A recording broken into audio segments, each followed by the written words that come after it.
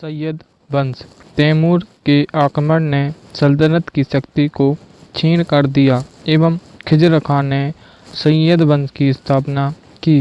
खिज़र खां ने सैयद वंश की स्थापना की। सैयद वंश स्वयं को पैगंबर मोहम्मद का वंशज मानते हैं। प्रमाण नहीं है। खिज़र खां ने कभी सुल्तान की उपाधि धारण नहीं की। उसने रैयत ए आला की उपाधि ली।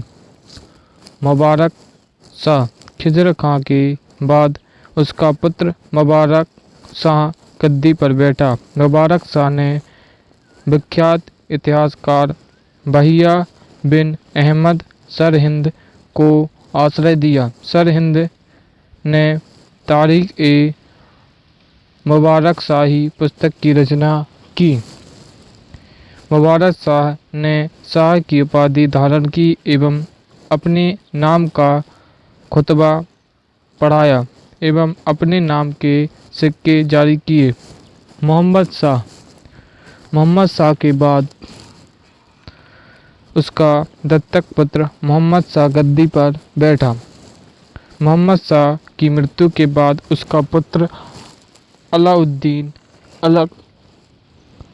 आलम शाह सुल्तान बना। मोहम्मद शाह की मृत्यु के बाद उसका पुत्र अलाउद्दीन आलम शाह सुल्तान बना। अलाउद्दीन आलम शाह यह सैयद वंश का अंतिम शासक था। इसके समय दिल्ली सल्तनत के शासन की बागडोर सैयदों से निकलकर लोधियों के हाथ में चली गई।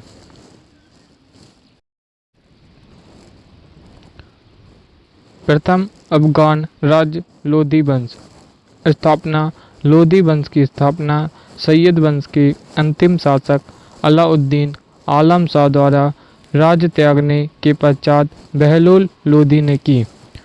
लोधी अफगानी थे। ये मुख्यतः व्यापारियों के रूप में भारत आए, जिन्होंने दिल्ली सल्तनत में सेवाएं एवं प्रशासनिक पदों का कार्य किया। जब सल्तनत की शक्ति कम हुई तो लोधियों ने अपने वंश की स्थापना की। बहलोल लोधी राज दरबार में सिंहासन पर न बैठकर दरबारियों के बीच बैठता था। लोधी वंश सल्तनत पर शासन करने वाला पहला अफगान वंश था। बहलोल लोधी ने जौनपुर के शासक हुसैन शाह को पराजित किया एवं अपने पुत्र बारक बक शाह को जौनपुर का शासक बनाया। बहलोल लोधी ने ग्वालियर के शासक मानसिंह को हराया और वहीं से लौटते समय उसकी मृत्यु हो गई। सिकंदर लोधी बहलोल लोधी का उत्तराधिकारी था। इसका नाम निजाम खां था। सिकंदर लोधी ने भूमि मापन हेतु गज ए सिकंदरी पैमाना बनाया। सिकंदर लोधी ने 1504 ईस्वी में आगरा नगर की स्थापना की एवं 1506 ईस्वी में आगरा को राजधानी बनाया। वह गुलरुखी के उपनाम से फारसी में कविताएं लिखता था।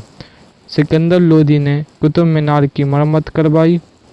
सिकंदर लोधी ने मुहर्रम एवं ताजिया निकालना बंद कर दिया। इब्राहिम लोधी सिकंदर लोधी के बाद इब्राहिम लोधी सल्तनत का सुल्तान बना। यह लोधी वंश का अंतिम शासक था। गृह युद्ध से बचने के लिए अफगान अमीरों ने सिकंदर लोधी के राज्य को उसके दो पुत्रों में विभाजित कर दिया। पहला इब्राहिम लोधी दिल्ली का सुल्तान, जलाल खां जौनपुर का राज्य। पानीपत का प्रथम युद्ध 21 अप्रैल 1526 ईस्वी। यह युद्ध बाबर एवं इब्राहिम लोधी के मध्य हुआ। इब्राहिम लोधी युद्ध में मारा गया। इब्राहिम लोधी दिल्ली का प्रथम सुल्तान था जो युद्ध भूमि में मारा गया। इब्राहिम लोधी दिल्ली सल्तनत का अंतिम सुल्तान था। पानीपत के प्रथम युद्ध के में बाबर की जीत के कारण इब्राहिम लोदी के पास सेना अधिक थी परंतु सुसंगठित नहीं थी। दूसरा, बाबर के पास तोपखाना था एवं कुशल तोपची उस्ताद अली और मुस्तफ़ा भी बाबर के साथ थे। तीसरा, बाबर ने तुलुगामा पद्धति एवं रूमी विधि का प्रयोग किया। चौथा, सिकंदर लोधी की सेना में हथियारों पर सैनिक अधिक थे जबकि बाबर के पास घुड़सवार अधिक थे।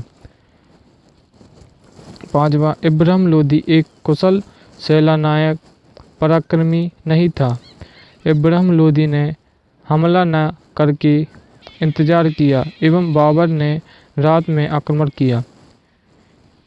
क्या है तुलगामा पद्धति? तुलगामा पद्धति एक छल नीति है। इसमें सेना को कई टुकड़ों में बांट दिया जाता है और विपक्षी सेना पर सामने एवं पीछे से घेरकर आक्रमण किया जाता है। बाबर ने यह पद्धति उज़बेकों से सीखी। सल्तनत कालीन स्थापत्य। पहला, कुब्बत उल इस्लाम मस्जिद, निर्माण कुतुबुद्दीन ऐबक द्वारा। पहले यह जैन मंदिर था, बाद में विष्णु मंदिर बना एवं ऐबक ने इसे मस्जिद बना दिया। भारतीय इस्लामिक शैली में निर्मित यह प्रथम स्थापत्य है। इसका विस्तार इल्तुतमिश एवं अलाउद्दीन खिलजी ने किया। दूसरा, 2.5 दिन का झोपड़ा। अजमेर में इसका निर्माण कुतुबुद्दीन ऐबक ने करवाया। यह एक संस्कृत विद्यालय था। इसकी दीवारों पर हरिकेली नाटक के अंश हैं। तीसरा, कुतुब मीनार, निर्माणकार कुतुबुद्दीन ऐबक ने शुरू किया। इल्तुतमिश ने 3 मंजिल बनवाई। फिरोज शाह तुगलक ने मरम्मत एवं 1 मंजिल बनवाई एवं सिकंदर लोदी ने भी मीनार की मरम्मत करवाई। चौथा, सुल्तान गढ़ी का मकबरा। इसका निर्माण इल्तुतमिश ने करवाया। यह दिल्ली में स्थित है। पांचवा, अतारकिन का दरवाज़ा। इसका निर्माण इल्तुतमिश ने नागौर राज में करवाया। हौज ए शमसी ईदगाह इल्तुतमिश ने बदायूं में बनवाया। सातवां, अलाई दरवाज़ा। यह कुब्बत उल इस्लाम मस्जिद का प्रवेश द्वार है। अलाउद्दीन खिलजी ने बनवाया। यहाँ पहली बार घोड़े की नाल की आकृति में मेहराब बनाया गया। आठवां, जमात खां मस्जिद। इसका निर्माण अलाउद्दीन खिलजी ने करवाया। ऊका मस्जिद मुबारक शाह खिलजी ने भरतपुर राज में बनवाई। तुगलकाबाद किला, निर्माण गयासुद्दीन तुगलक ने करवाया। 11वां, गयासुद्दीन तुगलक का मकबरा, दिल्ली में स्थित यह पंचकोणी है। 12वां, आदिलाबाद किला, दिल्ली में मोहम्मद बिन तुगलक ने बनवाया। 13वां, कोटला फिरोज शाह, दिल्ली में फिरोज शाह तुगलक ने बनवाया। 14वां, काली मस्जिद, फिरोज शाह तुगलक द्वारा निर्मित।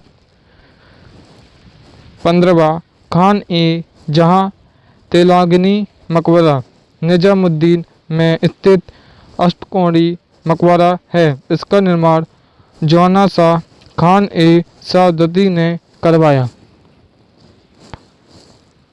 अन्य महत्वपूर्ण तथ्य। अरीज ए ममालिक सैन्य विभाग का प्रधान। इंसा ए ममालिक पत्राचार विभाग का प्रधान।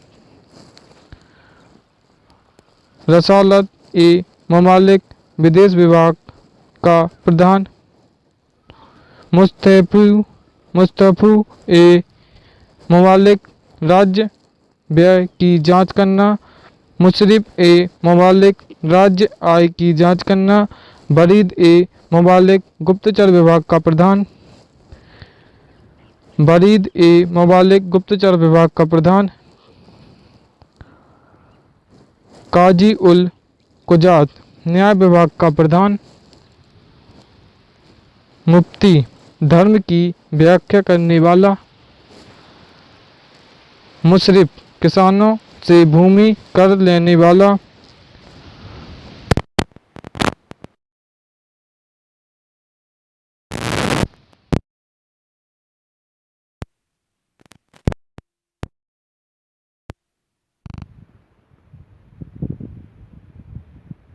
मुशर्रिफ किसानों से भूमि कर लेने वाला।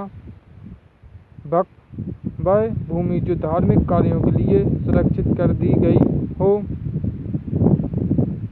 मईमार इमारतों का निर्माण करवाने वाला। विश्वास घात में उसका आरंभ हुआ। दानशीलता पर वह विकसित हुआ और आतंक में उसका अंत हुआ। यह कथन डॉक्टर R.S. शर्मा ने अलाउद्दीन खिलजी के लिए कहा। मोहम्मद बिन तुगलक को प्रिंस ऑफ मेनेलियस की उपाधि मिली थी। फिरोज शाह तुगलक एकमात्र ऐसा शासक था जिसने स्वयं को खलीफा का नायब कहा। फिरोज शाह तुगलक ने सर्वप्रथम अपनी कुल आय का ब्यौरा तैयार करवाया था जो 6,75,00,000 थी।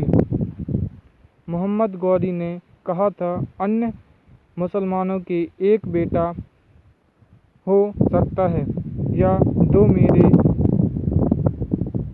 अनेक हजार बेटे हैं।